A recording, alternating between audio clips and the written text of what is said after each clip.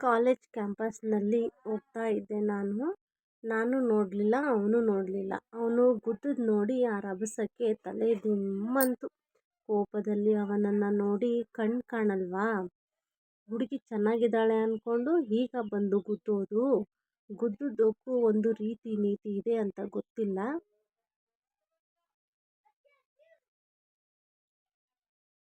ತಲೆ ಹೇಗೆ ನೋವ್ತಾ ಇದೆ ಗೊತ್ತಾ ಎಂದು ಸ್ವಲ್ಪ ಜೋರಾಗಿ ಬೈದೆ. ಆಗಲೇ ಅಕ್ಕಪಕ್ಕ ಇರುವವರು ನನ್ನನ್ನು ನೋಡೋಕೆ ಶುರು ಮಾಡಿದರು. ನಾನು ತಿರುಗಿ ಅವರನ್ನೆಲ್ಲ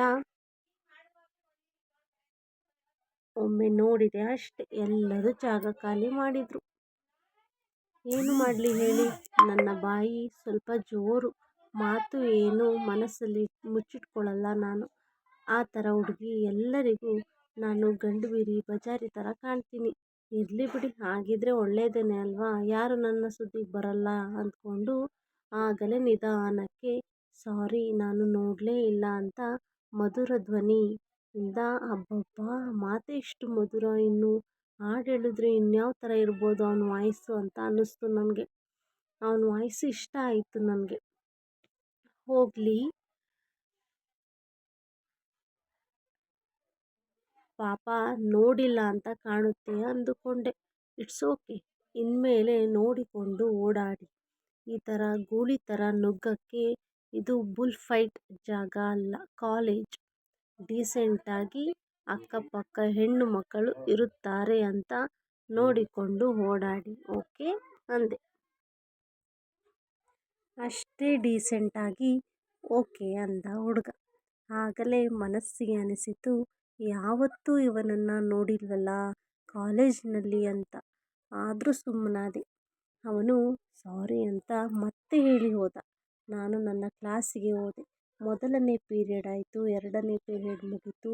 ನನ್ನ ತಲೆ ಅವನು ಗುದ್ದಿದ ರಭಸಕ್ಕೆ ಇನ್ನೂ ಜೋರು ನೋವಾಗ್ತಾ ಇತ್ತು. ಒಬ್ಬ ಇವನು ಗೂಳಿನೇ ಇಷ್ಟೊಂದು ತಲೆನೋವು ಅಂತ ಮನದಲ್ಲಿ ಬೈಕೊಂಡು ತಲೆ ಮೇಲೆ ಕೈ ಇಟ್ಟು ಕಣ್ಣು ಮುಚ್ಚಿ ಕುಳಿತೆ. ಮೂರನೇ ಪೀರಿಯಡ್ ಆಗಲೇ ಎಲ್ಲರೂ ಓ ಅಂದರು. ಇದೇನು ಎಲ್ಲರೂ ಹೀಗೆ ಅಂದರು ಅಂತ ತಲೆ ಎತ್ತಿ ನೋಡಿದ್ರೆ ಅದೇ ಹುಡುಗ.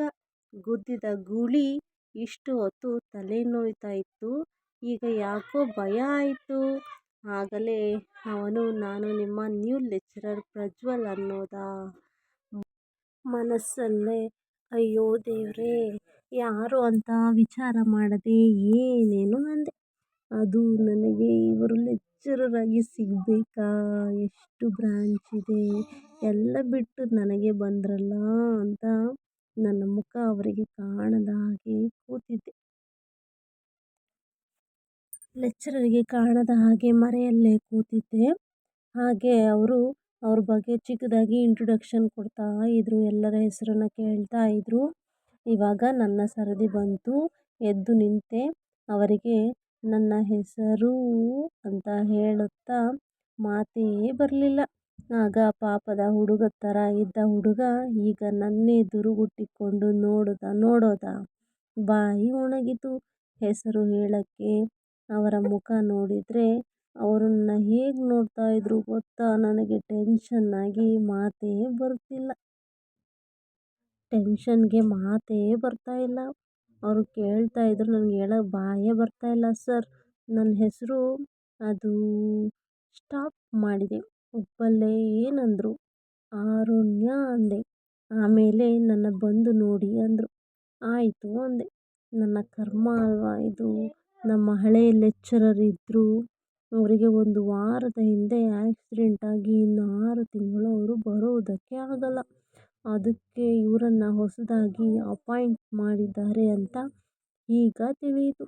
ಗ್ರಾಚಾರ ಅಂತ ನನ್ನೇ ಬೈದುಕೊಂಡೆ. ಆ ಪೀರಿಯಡ್ ಆದಮೇಲೆ ನನ್ನ ಪಕ್ಕ ಇದ್ದವರು, ಅವರು ಯಾಕೆ ನಿನ್ನ ಬರೋಕ್ಕೆ ಹೇಳಿದರು ಅಂದರು. ಇರೋ ವಿಷಯ ಹೇಳಿದೆ.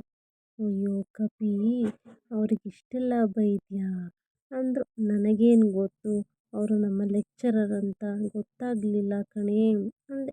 ಹೀಗೇನು ಹೇಳ್ತಾರೋ ಅಂತ ಅವರೆಲ್ಲ ಹೇಳಿದರೆ ನನಗೆ ತಲೆ ಇನ್ನೂ ಜೋರು ನೋವು. ಕೊನೆ ಪೀರಿಯಡ್ ಆದ ಮೇಲೆ ನಿಧಾನಕ್ಕೆ ಸ್ಟಾಫ್ ರೂಮ್ ಹತ್ತಿರ ಹೋದೆ. ಆಗ ಅವರು ನನ್ನ ನೋಡಿ ಸ್ಟಾಫ್ ರೂಮಿಂದ ಹೊರಗೆ ಬಂದು ನನ್ನ ನೋಡಿದರು. ಅವರು ಮಾತಾಡೋ ಮೊದಲೇ, sir, I am so sorry sir, ನನಗೆ ನೀವು ಲೆಕ್ಚರರ್ ಅಂತ ಗೊತ್ತಾಗಲಿಲ್ಲ, ಯಾರೋ ಸ್ಟೂಡೆಂಟ್ ಅಂತ ಅಂದ್ಕೊಂಡೆ. ನಮಗೆ ಇಷ್ಟು ದಿನ ಇಷ್ಟು ಯಂಗ್ ಇರೋ ಲೆಕ್ಚರರ್ ಬಂದಿರಲಿಲ್ಲ, ಸೊ ಗೊತ್ತಾಗದೆ ಹೀಗೆ ಹೇಳಿದೆ. ಸಾರಿ ಸಾರಿ ಸಾರಿ ಸಾರಿ ಅಂತ ಒಂದೇ ಉಸಿರಿಗೆ ಹೇಳಿ ಮುಗಿಸಿದೆ. ನನ್ನ ತಲೆ ತಗ್ಗಿತು. ಇಟ್ಸ್ ಓಕೆ, ತೊಂದರೆ ಇಲ್ಲ, ನಾನು ಇರೋದೇ ಹಾಗೆ ಸ್ಮಾರ್ಟ್, ಅದಕ್ಕೆ ನೀವು ಗುದ್ದಿದ್ದು ಅನ್ನೋದಲ್ಲದೆ opposite direction always attract you know ಅಂದರು. ಅವರನ್ನೇ ನೋಡಿದೆ. ಮುಗುಳ್ನಗುತ್ತಾ ಹೋದರು. ಒಟ್ಟಿನಲ್ಲಿ ಅವರ ಮಾತು ಹೇಗಿತ್ತು ಅಂದರೆ, ತಾನೇ ನನಗೆ ಗುದ್ದಿ ಅವರು ಸ್ಮಾರ್ಟ್ ಇದ್ದಿದ್ದಕ್ಕೆ ನಾನೇ ಹೋಗಿ ಅವರಿಗೆ ಗುದ್ದಿದ್ದು ಅಂತ ಅರ್ಥ ಬರುವ ರೀತಿ ಹೇಳಿದ್ದು. ಅಲ್ಲದೆ ಅವರು ಸಾಧು ಸ್ವಭಾವದ ಹುಡುಗ, ನಾನು ಬಜಾರಿ, ಆಪೋಸಿಟ್ ಅಟ್ರಾಕ್ಟ್ ಆಗಿ ಗುದ್ದಿದ್ದೆ ಅನ್ನೋ ರೀತಿ ಹೇಳಿದ ರೀತಿ ಇತ್ತು. ಮೊದಲನೇ ಸಲ ಪಟಪಟ ಮಾತಾಡೋ ಹುಡುಗಿ ನಾನು. ಇವರು ಏನು ಹೇಳಿದ್ರು, ಯಾವ ರೀತಿ ಹೇಳಿದ್ರು ಅಂತ ಇನ್ನೂ ವಿಚಾರ ಮಾಡ್ತಿದ್ದೆ. ನನ್ನ ತಲೆ. ನಾನು ಇನ್ನೂ ಅಲ್ಲೇ ಇದ್ದೆ. ಹಲೋ ಆರುಣ್ಯ ಅಂದರು. ದೂರದಲ್ಲಿ ಇದ್ದರು. ತಲೆ ಎತ್ತಿ ಅವರನ್ನು ನೋಡಿದೆ. ತಲೆ ನೋವು ಹೋಯ್ತಾ, ಇನ್ನೂ ಜಾಸ್ತಿ ಆಯಿತಾ ಅಂತ ಆ್ಯಕ್ಷನ್ ಮಾಡಿ ಕೇಳುತ್ತಾ ಮರೆಯಾದರು. ಯಾರು ಏನು ಅಂತ ನೋಡದೆ ಅವರಿಗೆ ಏನೇನೋ ಹೇಳಿ ನಾನೇ ಇವತ್ತು ಪೆದ್ದು ಆದೆ. ಕಾಲೇಜಿನಲ್ಲಿ ಎಲ್ಲರೂ ನನ್ನ ನೋಡಿ ಹೆದರುತ್ತಾರೆ. ಇವತ್ತು ನನ್ನ ಎದುರಿಸೋಕೆ ಒಬ್ಬರು ಬಂದಿದ್ದಾರೆ. ಎಲ್ಲ ನಾನೇ ಮಾಡಿಕೊಂಡಿದ್ದು ಅನಿಸಿತು. ಇವರು ಯಾರು ಅಂತ ವಿಚಾರ ಮಾಡಿ ಮಾತಾಡಬೇಕಿತ್ತು ಅಂತ ಈಗ ಅನ್ನಿಸ್ತಾ ಇದೆ. ಇನ್ನೂ 6 ತಿಂಗಳು ಇವರ ಜೊತೆ ಹೇಗೋ ಗೊತ್ತಿಲ್ಲ. ನೆಕ್ಸ್ಟ್ ವಿಡಿಯೋ ಮುಂದುವರೆಯುವುದು. ಭಾಗ 2 ವಿಡಿಯೋ ಅಪ್ಲೋಡ್ ಮಾಡ್ತೀನಿ. Thanks for watching. Please subscribe for more videos. ನನ್ನ ವಿಡಿಯೋಸ್ ನಿಮ್ಗೆ ಇಷ್ಟ ಆದರೆ ದಯವಿಟ್ಟು ಒಂದು ಸಬ್ಸ್ಕ್ರೈಬ್ ಮಾಡಿ, ಲೈಕ್ ಮಾಡಿ, ಕಾಮೆಂಟ್ ಮಾಡಿ, ಶೇರ್ ಮಾಡಿ. Thank you.